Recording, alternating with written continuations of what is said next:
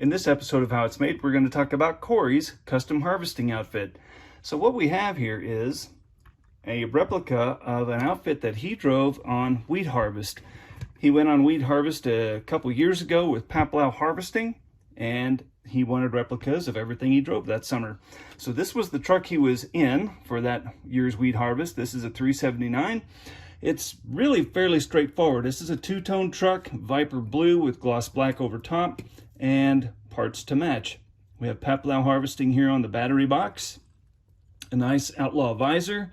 There's really no extra custom parts on this. These are OEM fenders repurposed from another build, and then OEM tanks. So really, it was basically a paint job with decals. So pretty straightforward and turned out just classic. If you've ever gone online and searched for Paplow harvesting and look at all their trucks, they got some pretty sweet looking rigs in their fleet. I guess the money shot here is with this 8250. Now this started out life, I don't even remember what I bought. I think it was a 7150. I stripped off those decals and then added matching Paplow harvesting decals. So right now, Paplow's they're using 8250s. I couldn't find 8250, but I had 8250 decals made along with their logo on the side of the combine. Then they also have their logo on the auger.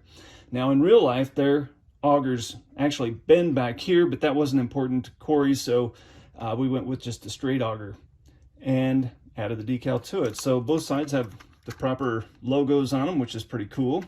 And the Case IH decals really turned out really slick. So that turned out well, and those were bought at Circus City Decals. Actually, all the decals came from there. Then we have a tandem axle combine trailer sold in my store in kit form. Also a dolly from my store that is in kit form as well. There are four choices of wheels for the dolly, so if you're wanting one of those, that's where you can find those. And then your standard 42-foot Wilson hopper. I'm not gonna lie, I do love the red and black. I'm a fan of those two colors together, and it was really cool to do this truck.